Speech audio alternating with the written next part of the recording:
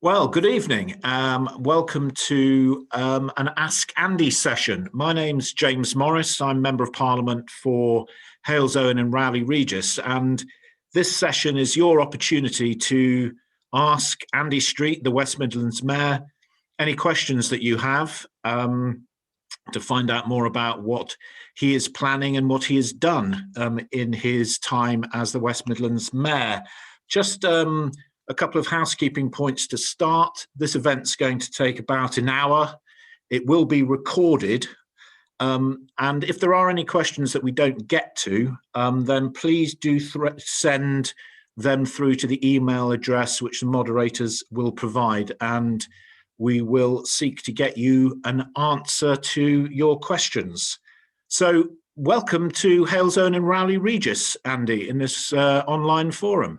Well, lovely to be with you, James, and indeed with your residents tonight. And I'm just sorry we're having to do it online. I think it was just over 12 months ago that you and I were together at a physical Ask Andy in your patch at the Yemeni Centre. So That's right. Having to do it slightly differently, but looking forward to it.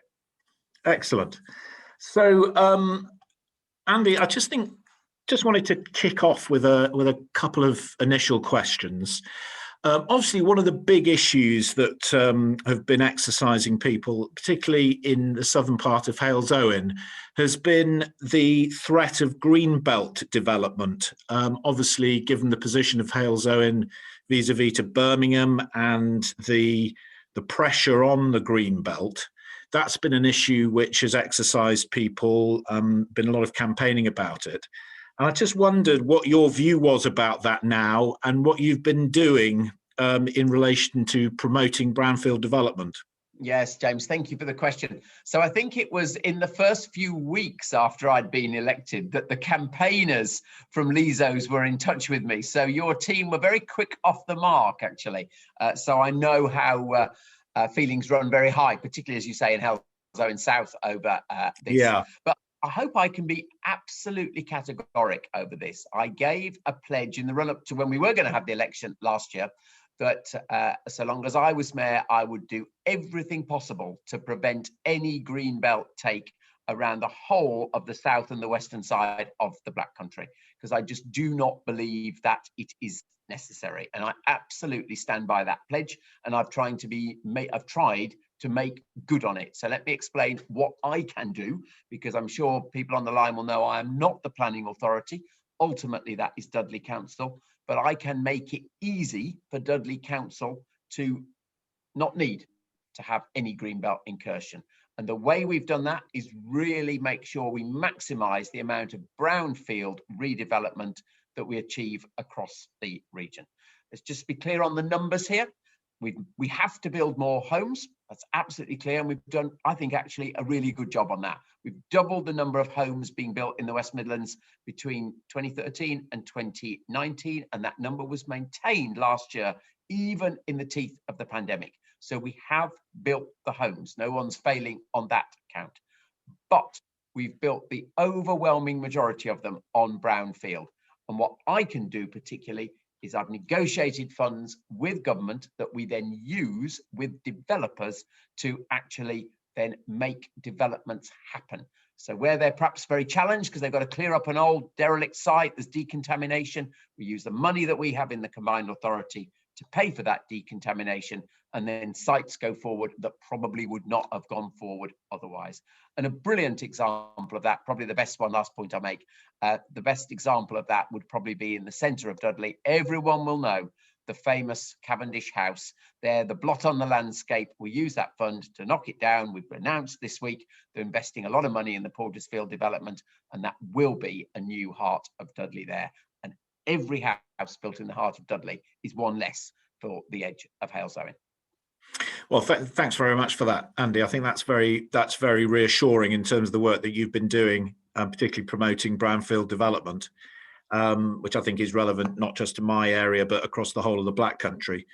The other thing I think which is topical is obviously the pandemic has created a lot of economic challenges, and the economic challenges in the future are very much about the levelling up agenda how we regenerate towns and so on. And you would have seen recently that the Towns Fund awarded Rowley Regis £19 million for regeneration projects. And I just wondered what difference you think that was going to make, and also, how you see that sort of shaping into the future. Yeah, with pleasure, James. There's lots in this. And I think perhaps the first thing I should just say is thank you to you, actually, because I know you were vociferous in your lobbying with central government to get support for the northern part of your constituency this time around. And actually, we were together on Blackheath High Street last summer when the fund was announced. That's right. Yeah. And you were really clear that you were going to do your very best for this, and you did. And so congratulations. And then I think it's probably worth just saying, I hope I played a really important part in this as well. Let me just explain what I mean by that. Sandwell Council don't always get everything right. James and I both sometimes very harsh critics of them. But in this, they actually did a very sensible thing.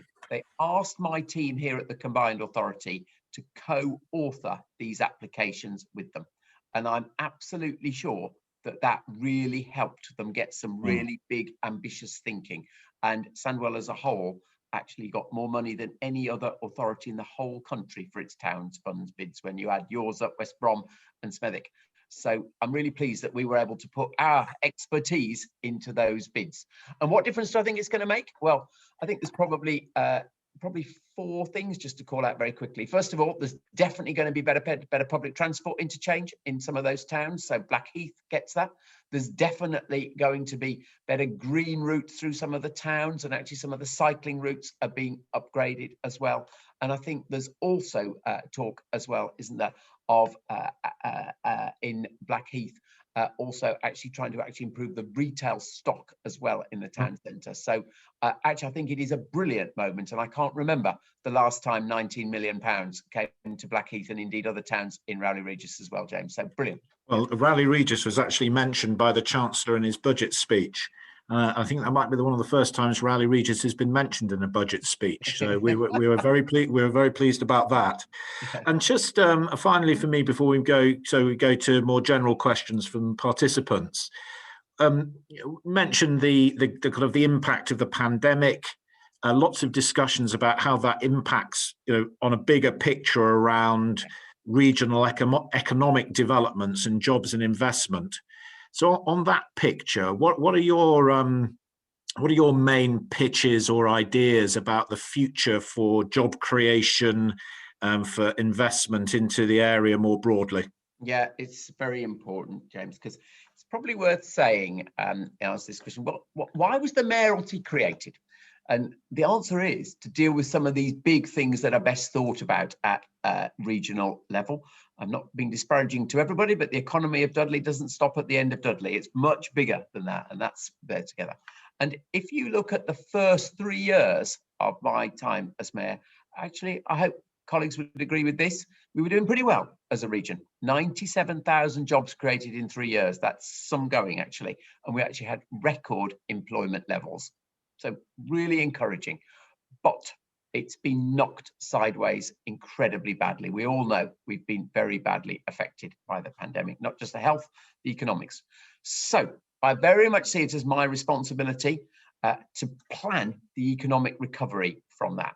And this probably doesn't work online, but I'm holding up my Exhibit A, as I call it. No one will be able to read it. And it's what we call the Mayor's Jobs Plan, getting the West Midlands back to work. And it's worth just spending a quick moment on it, because it talks about needing 100,000 new jobs in the next 2 years. Now, that's better than the region's ever achieved, but it is what we need given the scale of the hit that we've had. And the really important thing is 2 years. This is never land economics that some might offer and have no idea of how they're actually going to do it. It is all about specific sectors that are giving jobs, specific schemes that are actually recruiting. Might be the building of the Commonwealth Games stadiums. It might be the building of HS2. It might indeed be getting behind the life sciences sector, that brilliant investment down in Selly Oak. And then, of course, it's also about retraining young people who've lost their jobs. So some critical pieces, working with brilliant colleges like Halesowen College to actually get people retrained for the growing sectors digital healthcare, lots of jobs there, and of course also the construction sector that will bounce back quickly. It was the fastest growing sector before, and we're very confident that we can get that back. So the critical point is there is a detailed plan. Cameron will put the link in the chat if anyone wants to see it, because I do think it's really important that your next mayor has a firm plan that is based on practical fact, not, bluntly put, ideas that they hope they can win the funding for from Treasury. This is what we can genuinely get on with. Okay, well, that gives a good broad perspective. I think what we'll do now is we'll just have a look at and take a few questions that are coming through on the chat. Yeah. I think there was a question from Linda about, I think we've covered that because she was asking about the Greenbelt on the Greenbelt and Halesowen. So I think we have covered that one off. I've got a question here from William who asks about West Midlands Rail's investment strategy. So he says, given the effect of the pandemic on the likely impact of commuter travel, which may be permanently reduced as a result of coronavirus, do you think that the West Midlands Rail investment strategy might change? He says, I note that a bid has been submitted for Restoring Your Railway Fund regarding running passenger services from Stourbridge to Bridie Hill. Will this be an extension of the metro or a light rail alternative? And is this part of the rail investment strategy from West Midlands Rail? Yeah, great question. So, William, lovely to hear you, and indeed to see your comment flash across the screen earlier on an earlier question. So can we absolutely categoric on this? There is currently no change to the investment strategy for West Midlands Rail. I think it would be premature to make any judgments about what is going to happen to long-term passenger trends. My own view is that we will steadily see a rebuilding of rail passengers. We were seeing an incredible growth before the pandemic, a growth rate of about 13% a year. It was a real success story. And you can't really find any big successful conurbation anywhere in the world that hasn't got a really well-developed public transport. So we are absolutely sticking to what we're doing. And just to give you a few really good examples of what that means, the carriages are literally in test for the new carriages for the Cross City line. So that's full new electric fleet there, giving us 40% more capacity. That was part of their franchise deal. They will come into service later this year. And then slightly differently, literally this last budget James referred to, you might also have seen that the Chancellor announced £59 million for reopening 2 railway lines in the West Midlands, which were also in their franchise deal, the Walsall to Wolverhampton line and the Camp Hill line in South Birmingham. So the evidence, William, is we're pressing on exactly as we said in putting that capital in. Then to your specific question about Stourbridge, Bridie Hill, yes, we have put a Restoring Your Railways Fund bid in, and it is actually to be a light rail system. Now, the reason for that is we did do a feasibility study about whether we could run the metro all the way from Bridie Hill to Stourbridge, and bluntly put, there wasn't the anticipated patronage to justify the capital investment. So the idea of this light rail solution is it is less costly, so the business case can be justified. And I'm actually was talking to the Rail Minister, Chris Heaton-Harris, only yesterday, and again, not quite what you asked, but he too is pressing on with his Restoring Railways applications, despite the current shortage of rail journeys, because he too believes that we will see that recovery. And I'm very optimistic that we've got the right solution for Stourbridge, Bridie Hill now. Hope that's clear, William. Thanks, Andy. We've got a question which is again on a similar theme from Ian. Ian is impressed with the work that you've been doing and the impact that you've had on the Black Country. He says, I follow particularly closely the reopening of railway stations and that kind of infrastructure. And he's asking, is there a project in the Black Country or nearby which you really want to push for the future? Something which you think that is critical to the future of transport infrastructure across the Black Country? Yes, there are. I mean, this might seem flippant, but the next mayoral term has to actually get the metro to Dudley open. We've funded it, the diggers are in the ground, but actually we're seeing the really transformational effect of that with all the investment coming into Dudley Town Centre, which we might talk about. It's exactly as planned. But one or two other answers to questions, because you're fishing for new. Not just because James is on the line and chairing this, but we've done really well with metro extensions. But of course, the Hagley Road extension in Birmingham is only as far as Edgbaston at the moment. One of the early things I will wish to do in the next term is the full business case for extending that out to James's constituency. So that corner of the Black Country, and I genuinely think there is a very, very good business case for that when you look at the density of traffic along that road, actually, and just exactly how that would come into James's patch. We've just got to finalise, but that will be a real priority, doing the business case on that. And then another one that I'm particularly interested in, because is again on metro, is the Wednesbury to Walsall link. Walsall is now better connected by rail, given all the investment we've done, but it's not yet on the metro link. And actually, there is an existing route there, grown over from the line at Wednesbury up to Walsall. So that is going to be another early assessment of the viability case. And then the other Restoring Your Railways Fund application for the Black Country is actually in Tettenhall, improving the connectivity in Wolverhampton. So not quite sure where you live, sir. Hopefully one of those will hit your patch. And if I may just ask a question on a related theme myself before we move on to another question. There was I'm a big user of the Rowley Regis into Birmingham line. Yes. Obviously, we're doing quite a bit of work trying to clean up Rowley Regis station and make some improvements there. I know that there were some capacity issues on that line. Is that something that you think we now have addressed, or is there still further work to do? Yeah. It would be nice to have capacity issues back, wouldn't it? At the moment, well, sadly, yeah. So, I mean, there was very poor performance 18 months ago. Very poor performance, so that line needs to run. There was the demand there to justify a 10-minute service, and it need to run like clockwork. Otherwise, frankly, it was very uncomfortable on the trains. I hope people would say I gave West Midlands Rail a pretty torrid time that winter over their performance. And actually, they did improve their performance substantially before the pandemic struck. But of course, now we actually have a lot of spare capacity on the line. And I hope people have seen as well, all the rolling stock on that line has been modernized. It's still the same thing, but it's been complete refurbishment programs. The one remaining thing that we've still got, a big capital project, is actually to open another platform at Snow Hill, which will give us more capacity as well. But basically, we've addressed the problems that were holding us back in 2019, James. Yeah. Okay, thank you. And you may have seen that we're implementing a project at Rowley Regis, which is going to make it a gateway not just for Blackheath but for Halesowen too, and to try and get that connectivity from that station going. And so look forward to your support on that. That's one. Right. And maybe worth just saying one thing there as well.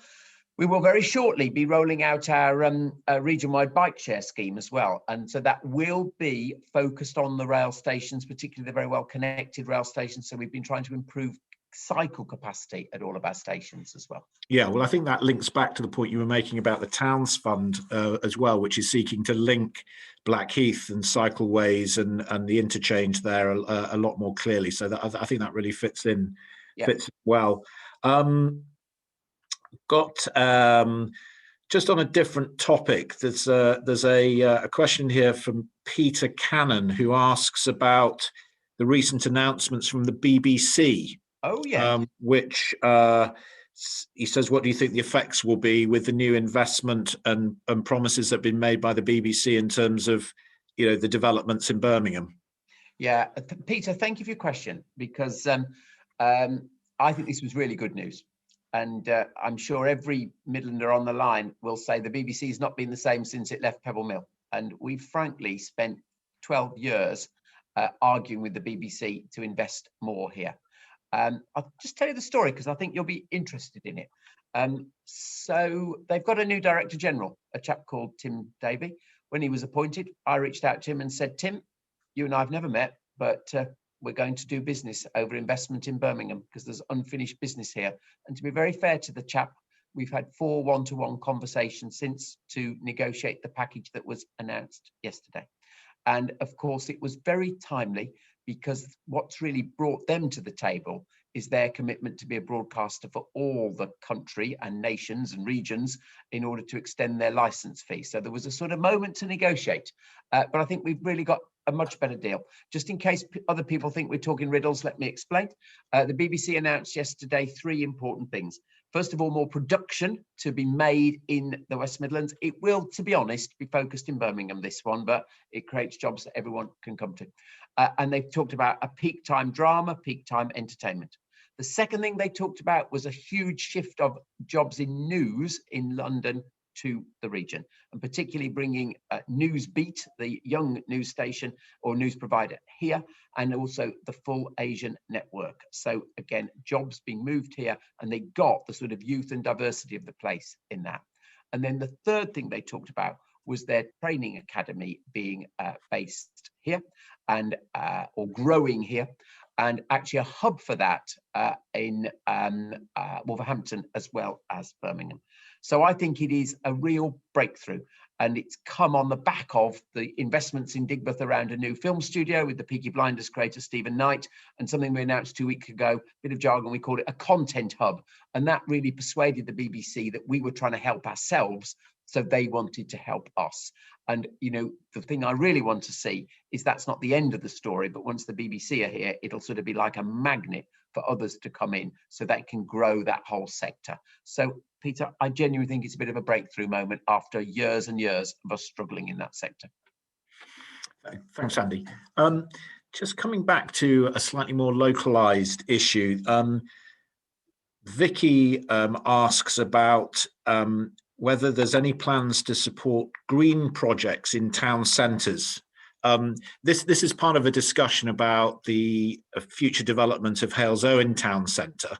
Obviously, we're getting a new refurbished leisure centre, but there is a discussion going on among myself, the local business improvement district, and others about sort of the future of Halesowen town centre, what we might be able to do in terms of development. And there's a big discussion about green sustainability, green corridors, and so on. And I just wondered what your views were about that. I think it's a brilliant question, this, Vicky. So I'll give you the general answer for Halesowen in 1 minute, but I'm just going to tell you the very first thing I did this morning, because I think it will show you where my mind is on this. I was in Coventry first thing this morning. The reason I was in Coventry was to see, do some photos, because we funded this scheme we're actually putting in a linear park in Coventry, and we were literally planting the trees this morning, and it links an existing city park to the city centre through a completely ghastly derelict site, and we're actually planting under the ring road as well. Right type of plants for the light. So and you'll see that story in the next few days. It's not a huge amount of money, if I'm honest, but it is a brilliant example of a really innovative scheme which we picked out to fund. So I guess that shows where my brain is on it. Yeah. The second thing, and this will be directly relevant to your question, Vicky, we announced today, or we had our West Midlands Combined Authority board today, which I chair, and we signed off the cash that is for our first 5-year plan to try to get to carbon neutrality. Now, please, the money we've got for this, it will be dwarfed by what private business and everyone else puts in. But within that money was an opportunity for what we called community green grants. And again, it was specifically for this reason. We want community organisations or local places to bid into this funding to actually, because it, particularly in places that are short of green infrastructure, and a traditional town centre is obviously one of those, an opportunity to bid in. So I hope there's 2 pieces of evidence, Vicky, that I really get exactly what you're talking about, and we've tried to make some money available, and very shortly we'll be just getting this sort of bidding open for those green community grants. Well, that's really encouraging. So if, as I expect, you get re-elected very shortly, I'm sure we'll be making a beeline to you to discuss the future of Halesowen Town Centre and what we might be able to do. Because I fear so. There is there's another question which sort of builds on that from Tim Haskey, who asks, with the number of office workers now working from home and many possibly permanently working from home as a result of coronavirus, what will be the priority for unused commercial and derelict buildings in town centres? Any thoughts about that, Yeah, Andy? really interesting question. And let me be slightly cheeky, Tim. I'm not convinced we're at that stage. Yes, people are working from home, but it's very far from certain that everybody's going to stay working from home. And secondarily, even if they do, I don't think it'd be for 5 days a week. And so this idea of 3 days in the office, 2 at home, and the big commercial occupiers I hear from say, we're actually keeping our floor space, but we're going to use it slightly differently. They all say, well, I was talking to one of the big legal firms in Birmingham yesterday. Yeah, we're going to keep the space, but it will be repurposed. So it'll be more, it won't be lots of individual offices, be much more big breakout spaces where we'll do more innovative thinking together. So please don't assume all the office space will be coming to market. But if it does, I think there are two very big answers to your question. The first, we've already got some good examples of this. We do need more people living in our town centres. That will definitely bring expenditure to the town centres. And of course, as I said earlier, protects Greenbelt. And we will need to do conversions of some of those buildings if we go that way. And the other thing I'm very keen to see is sort of startup big incubator spaces. We've got some relatively small scale examples of this at the moment. Darlaston comes to mind. It's part of the town centre bid in West Brom, actually. And that is another thing I genuinely think could work really well with some of those released buildings. So a couple of ideas, James, but yeah, I don't actually want to dance on their grave too prematurely, because we do need to get people back into town centres to drive the commercial life of town centres when we can.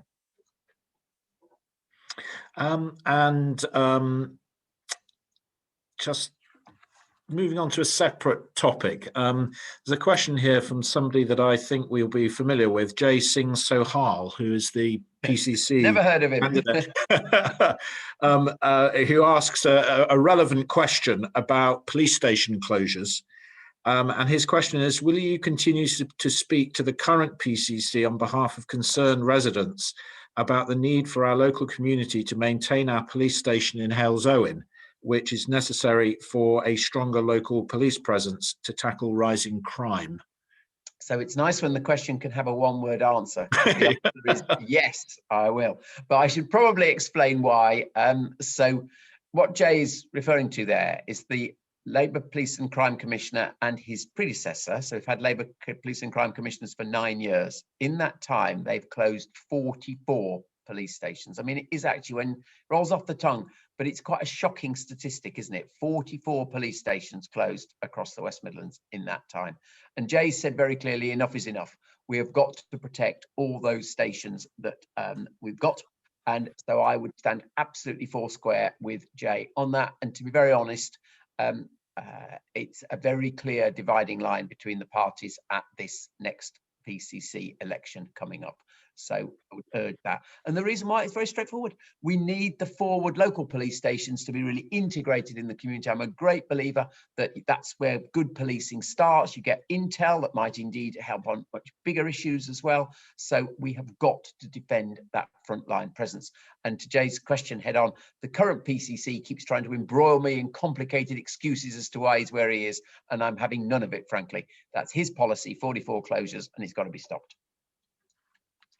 Thank you very much on that one, Andy. The question here from Jim Illingworth, who says, Andy, as a supporter of EOCS, you must be utterly dismayed by the size of the bills dropping through the letterboxes of your constituents, which can be around 71,000 purely for cladding remediation for a 2-bedroom flat.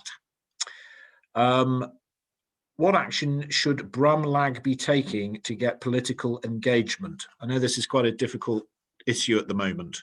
It is. And I hope Jim won't think this is inappropriate to say. Jim and I have had a lot of conversations about this over the last year. And Jim has been a heroic champion, actually, of this issue, and from his home in central Birmingham. But the reason I think that it's here is that this issue, we thought that it was very much concentrated at high-rise blocks like those that have been seen in central Birmingham. But what we're learning is actually it is more broadly spread, actually. And certainly in the below 18-metre category, we're seeing that there are mid-height developments across the region that are actually coming into this. So I think residents in your patch will be interested as well, James. And I think the answer to the question, Jim, is you have already been doing a brilliant job to get political attention on this. And let's be very honest, the Secretary of State managed to secure £3.5 billion recently, which I know you've been gracious enough to welcome, Jim. And I honestly believe the role the cladding campaigners have played was really instrumental in achieving that. But as you equally know, Jim, I share your view that although it was a brilliant move, there are some deeper seated issues like the behaviour of the insurance industry, like how we make those who did not comply with existing building regulations do the right thing at the time of construction, how we go back to them. And in front of everyone on this call, I'm committed to continue to work with Jim on some of those underlying issues, not in any way negating the response that the government have already made. Thanks for that, Andy. And another question, which is about connectivity. The question is, working from home, we sometimes struggle with the speed and reliability of broadband. Oh, yes. What is Andy doing to ensure we aren't lagging behind other regions with its infrastructure? Yeah, okay. So I fear if I give my answer, the questioner is going to say it's not like that in my neck of the woods, and that's what tends to happen on this. But so if you are in a place that has really lousy broadband connection, letting myself open to this now, I have on a number of places actually heard from residents, and we've been able to sort of collate residents into a little group to persuade the providers of fibre that there is a case for doing something in their area. That's usually 4G, and we've done that with the different suppliers, whether it be Openreach, where actually the director has been very clear with me, and it's good to hear about cases like that because we tend not to see the business case for doing it. So genuinely, if the questioner's in that situation, I'd love to hear, and we've got a route in to the providers, whichever is the main provider in your area, that would be Openreach or City Fibre, whatever. What we're also doing, though, is we're trying to make sure we are the leader in the next generation of technology, this 5G. And it's slightly technical point this, but a couple of years ago, there was a competition between different regions to be the major test bed for the country. And I said to my team, this is one we have got to win, because the lesson's very simple. It's the region that embraces technology that will be the leader. We did win. And on the back of that, we've seen what we call West Midlands 5G set up, and we've made some real progress in 18 months. We had some data just a couple of months ago that showed we are now the best connected place for 5G in the whole country. Connectivity rates here are double what they are in London, and every other city is well behind us. It's most concentrated in Birmingham and Solihull, but to be really clear, the Black Country is also ahead of its competitors around the country. And what we're now moving to is really trying to apply that technology with businesses. So just recently, we've opened out what we call our accelerators, where we're actually taking that technology, and we've got one hub in Wolverhampton, one in Birmingham, one in Coventry, looking at manufacturing, transport, and indeed health, to actually see how businesses can be helped with this new technology. And frankly, it is fantastic, fascinating, whatever word you want to use, that we're right on the cutting edge of some of these new pieces. So I hope that gives you, hope is the right word, that we really are trying to embrace this. Thanks, Andy. I just got a question, just wanted to interject a question from myself on a separate topic, which is with the Commonwealth Games coming shortly, how do you think that businesses and organisations in my area will be able to benefit from the Commonwealth Games? Yeah, two ways. Two ways answers that. First of all, is I hope you're going to get some contracts, businesses in your area. I mean, there is self-evident this. The total cost of the Games is about £1 billion. And so there will be legions of contracts, everything from providing the chocolates in the hotels when the VIPs arrive, to, of course, building the aquatic centre in Sandwell. Literally everything from tiny contracts to mega contracts. But we are really working to hold the main contractors to make sure that the majority of contracts go to West Midlands businesses. Really important. So but there'll be so much there. The second thing we're doing is we are using the Commonwealth Games for a huge promotion of West Midlands businesses around the world. Now, this isn't much known about yet because we haven't gone public on this yet, but we did negotiate with the Chancellor at last year's budget funding for what we call a trade, tourism and investment programme. So it will be starting very shortly. We'll be launching it formally after the mayoral elections, and it will not start next summer in Birmingham.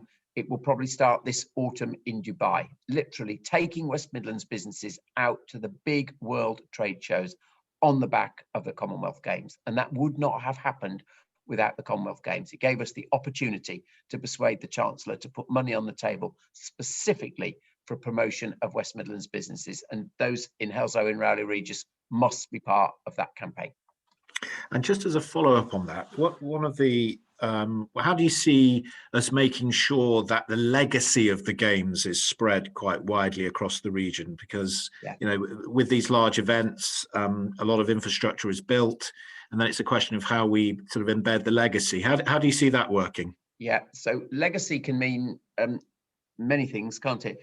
But let me just pull one out: jobs, skills, training. So the combined authority, rather than the organising committee, is responsible for the jobs and skills part of the Games. And we've set up what we call a Jobs and Skills Academy.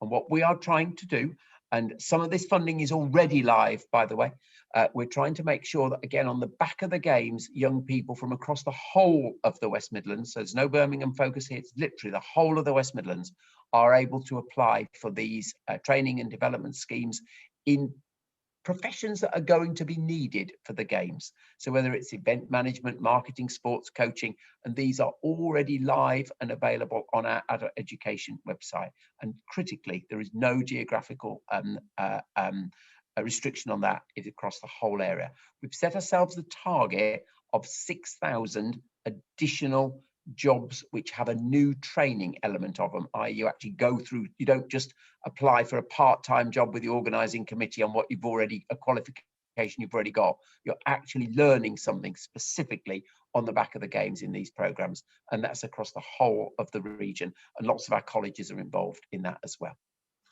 Okay, thank you.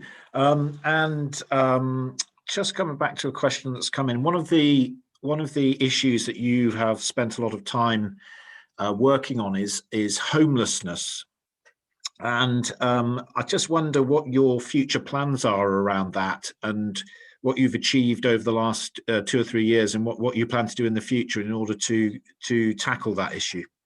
Thank you, James. So let's start with the history, then we'll look forward. And it's interesting this comes up because I hope this isn't cheeky how I respond to this. I think citizens will reflect on it.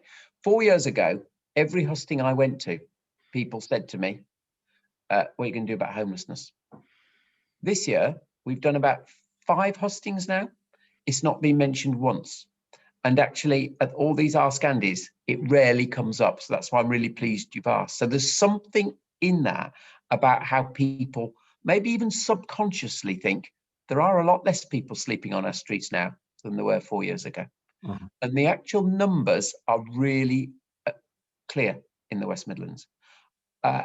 I hate using this language, but it's what everyone says. There is a count of rough sleepers every year.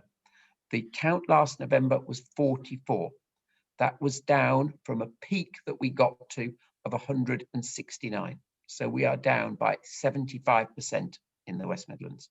And it's actually the best reduction anywhere in the country. And the sort of lack of questioning on it is sort of, I think, an illustration that people have sort of realised that that has changed quite markedly. And it's something I think across the region we can be really encouraged by. And obviously the way it's been done, Brilliant work by each of our local authorities. Dudley Council have been superb, actually. And their number, I think, was down to 4 rough sleepers in the whole of Dudley this year. And the main scheme that we've used is a scheme that we call Housing First, which was piloted here, Manchester and Liverpool. We've made the most progress, and we've actually now accommodated 377 people in that scheme. So 377 accommodated, 44 left on the street. It's quite stark when you compare those numbers. And what that scheme has done is taken people and put them into a home of their own. It's not grand, it's probably a shared accommodation place or something, or a little flat, but it is a place you close the door behind you at night and say, I'm in a home of my own. And you then have support to deal with whatever underlying issue has probably made you homeless in the first place. And actually, it has been incredibly successful. Going forward, we've got to do 2 things. We've got to continue that scheme. It's been so successful, we can't let it slip through our fingers. And we do need to continue to persuade the Ministry of Housing that it's a really good investment of national public money. And then secondarily, we've got to deal with some of the underlying issues that lead to people being at risk of rough sleeping.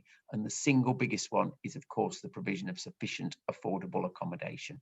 And that's what we're really now doubling down on to make sure we do that. But we have dealt with the crisis that was presenting itself really effectively. Yeah, and just following up on that, just out of, and this is again a personal question in a way, which is another area that you've done quite a lot of pioneering work on, was around mental health. And I just wondered how you saw that developing. I know that it's slightly outside of the remit of the mayoralty, but do you see that as something that you want to focus on and do more work on in your second term?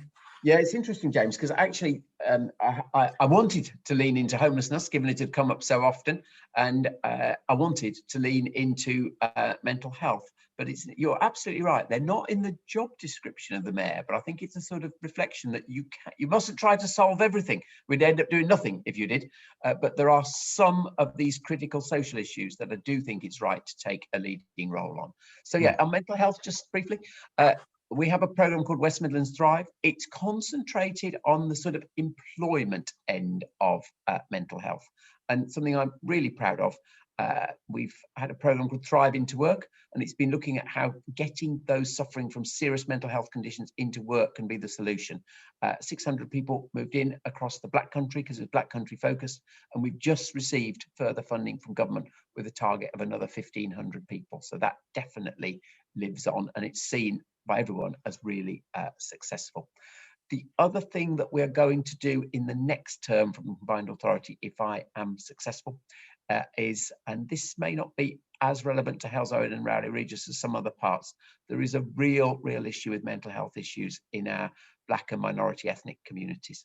So we have given a clear commitment. We're going to devise and fund similar schemes for addressing that in terms of the wider response to the pandemic and the clear evidence that members of the Black community in particular have been worse affected. So that is the next stage in that. Okay, just got a question through, just sort of related to that, which is that so lots of young people have struggled during the pandemic. What are you doing to make sure that there was help for young people to get them back into work or to help them become homeowners? Homeowners, right? Gosh, that's right. Okay. Work and homeowners, the two could go together. So let's just deal with the work thing first of all, actually. Whoever's asked the question is absolutely right. The younger borne the brunt of this economic piece. So I talked about the jobs plan earlier on. There's a particular part in it about for young people. Government scheme, of course, 20,000 Kickstarters, as they're called. West Midlands scheme, working with all our colleges. It's a bit of, I don't think we get a marketing award for this. We call it work academies, sector-based work academies. So there's 10,000 roles there. And so you're beginning to add up big numbers. But how we've tried to pull it all together, and this is unique in the West Midlands, working with DWP, we've set up what we call our youth hubs and youth platforms. Every borough has one. So for your Rowley residents, we literally opened it just last week in Sandwell College. And the idea is it's a physical place But if you can't go to a physical place yet, we haven't opened the physical one in Dudley, you can look at it online under what we call our youth platform. And all those opportunities, resources, links to the DWP youth coaches is all there in one place. That's what we've tried to do for young people. And it's, as I say, it's unique here. We had the employment minister up to kick the first one off because she thought it was sufficiently groundbreaking, which was great. And then in terms of home owning, I'm not quite sure what someone's where I should go on this, because there's so much. I mean, the obvious big point is that what we've got to do is build as many homes as we can, because that will make sure prices are attractive. But I have a feeling the thing I should call out is a proportion of our homes that are affordable. And we've made an absolute commitment that we will have 20% of the homes in the West Midlands as affordable. And everyone will know that's substantially more than most councils achieve in terms of an agreement to any combined authority cash. And if I just give you the numbers that has meant, if you look at the whole of the combined authority, the whole of the West Midlands, affordable homes 2015-16, year before I became mayor, 2,500, 2019, 25,000. So we've actually doubled the number of affordable homes being built, as we've doubled the number of homes in total. But that commitment to a minimum percentage has really worked. Thank you. There's a couple of questions come. We talked earlier about the Rowley Regis Towns Fund, Yes. And there's a couple of people just asking for specifics about the £19 million and what it's going to be spent on. I think it might be worth maybe we can send an email detailing the five projects which have been agreed as part of the Rowley Regis Town deal, and so that we can give people chapter and verse on what actually it's going to be invested in.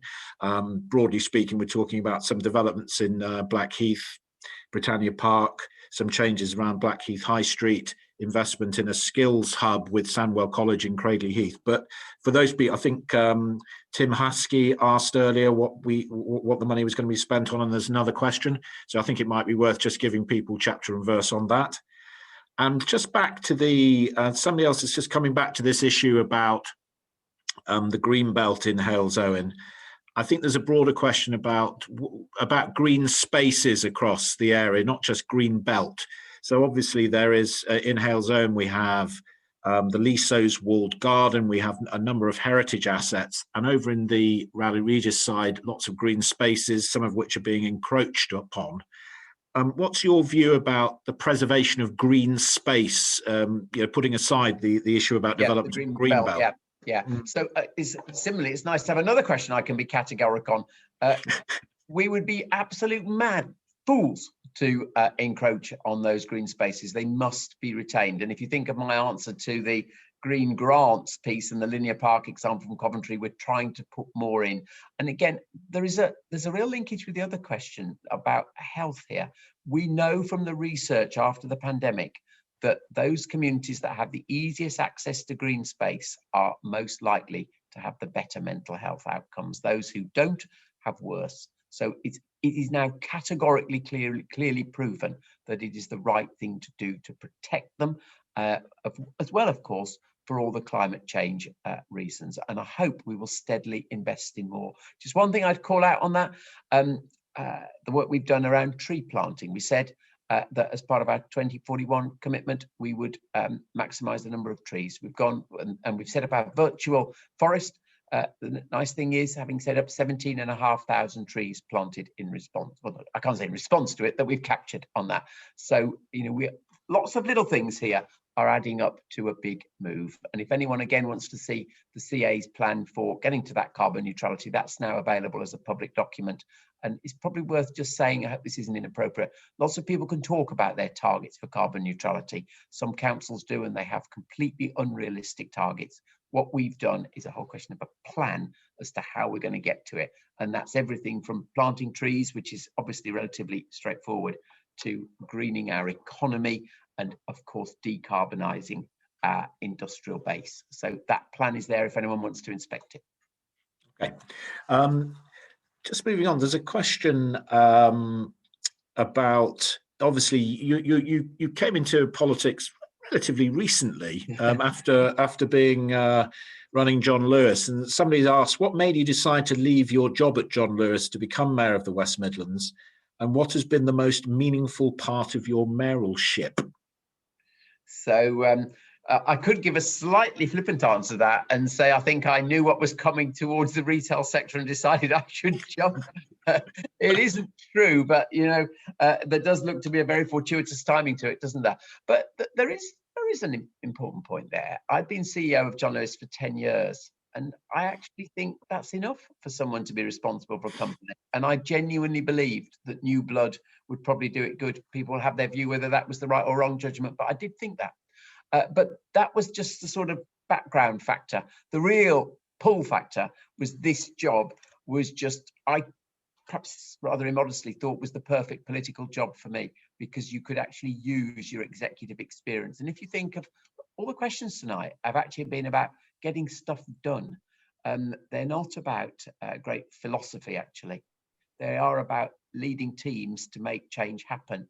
And that's what I think you learn in business, actually. So I thought this was the right role. And I genuinely thought our region could do better. And I wanted to see, frankly, our young people have better opportunities. And for 3 years, we were on track. And now, sadly, we've got to get back on track again. Oh, so just the best. Sorry, James, you carry on. No, carry on. I didn't ask the second part of it. The second part, just remind me exact wording of it. What was the? What is the most meaningful part of your mayoralship so far? Most meaningful. Well, I could say the homelessness stuff, because that actually, if you'd asked me 4 years ago, would we achieve that? I'd have said no, in my heart of hearts. And the fact we've achieved such a big change for them. But there's actually something else as well. I actually think the team across the West Midlands has come together really well. And I hope what I've done as the sort of mayor and leader is try to unite people. Sometimes cross-party, we're all disciplined to fight for our party, and of course those are MPs. There's a whole structure around it, but I saw this job as slightly different, because you're not just representing a party. You're actually trying to glue people together in what was a brand new structure. And in the main, the region has stuck together. And as a consequence of that, it's really begun to win. So we won the Commonwealth Games, we won the City of Culture, we talked about 5G, we could talk about HS2, make me unpopular, but that was a win for the West Midlands.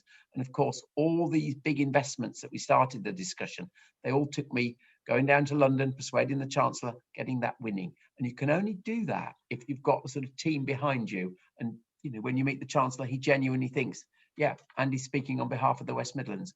And I think that way in which we've stuck together has actually been really heartening. And I hope others will build on it in the future. Frankly, whoever wins the mayoral election. Mm-hmm.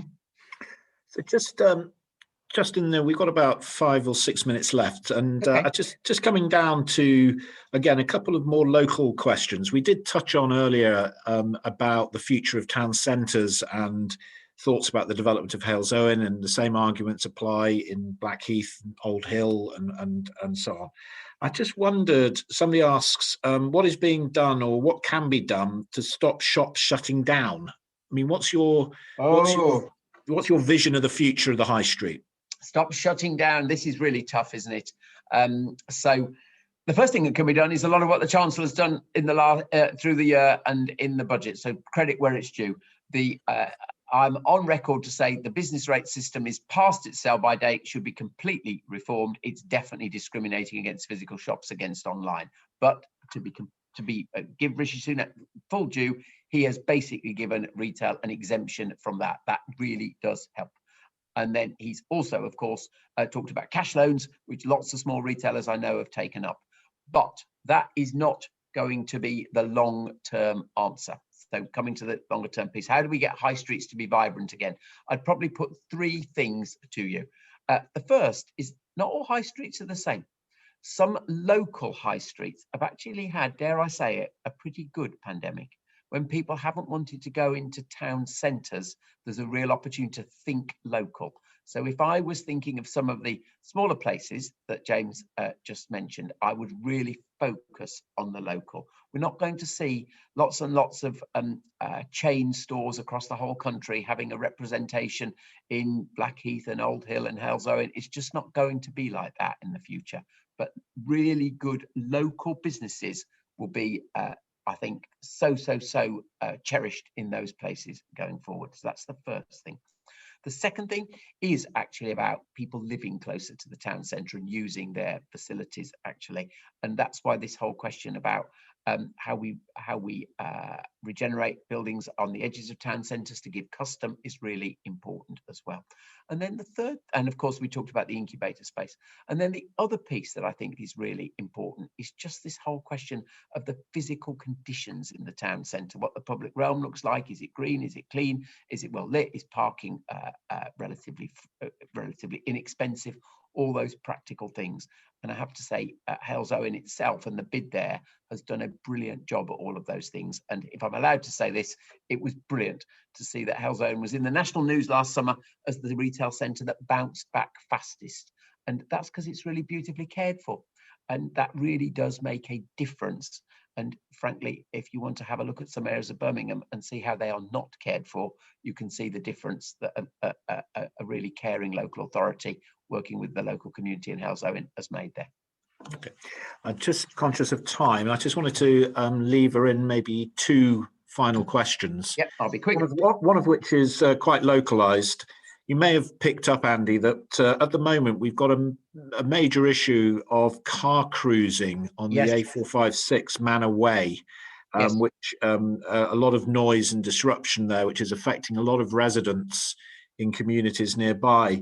I've been running a campaign. In fact, you might see some stuff in the paper on the news over the weekend about it. But I just wonder what you thought about what might be able to be done about it. So you've been vociferous on this. I'm not a great expert on it, and of course you really need a police and crime commissioner who involves local politicians on the ground to deal with the issues. But I would have thought that there can definitely be I can't remember the exact phrase of where the local council can take out an order, injunction against cruising, and I do not know if that has been done on the road that you are referring to, because that then gives the authority to the police to act on it. Yeah, there's an ongoing discussion about the reimposition of the injunction across the backcountry, actually, which is part of the campaign we're running. So, well, thanks for that. That's what's needed. Yeah, absolutely. And so just as a sort of final question, as a kind of summary question, I suppose, somebody asks, so if you're re-elected, what are the top things you're going to do for constituents in Halesowen and Rowley Regis? What would be the kind of elevator pitch to my constituents? I think elevator pitches in 1 minute are allowed 3 things. So Number 1, find the jobs that have been lost through the pandemic.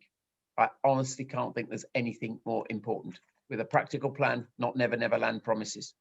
Number 2, we've made a lot of progress on transport, but Halesowen does need to be better connected through the metro. So we will definitely work on the business case for the Hagley Road Metro. And number 3, we'll go right back to where we started, an absolute categoric reassurance that the Greenbelt on the south of Halesowen will be protected. Okay, well, thanks very much for your time this evening, Annie. That's been a fascinating discussion. We've ranged over a number of different issues. Thank you very much for your time and your openness in answering all of the questions. So thanks very much. Well, thank you, James. And I'm sure everyone realizes I hadn't got a clue what the questions were going to be. So I've loved the spontaneity, but thank you for sharing it, James. Okay. Good night, everybody.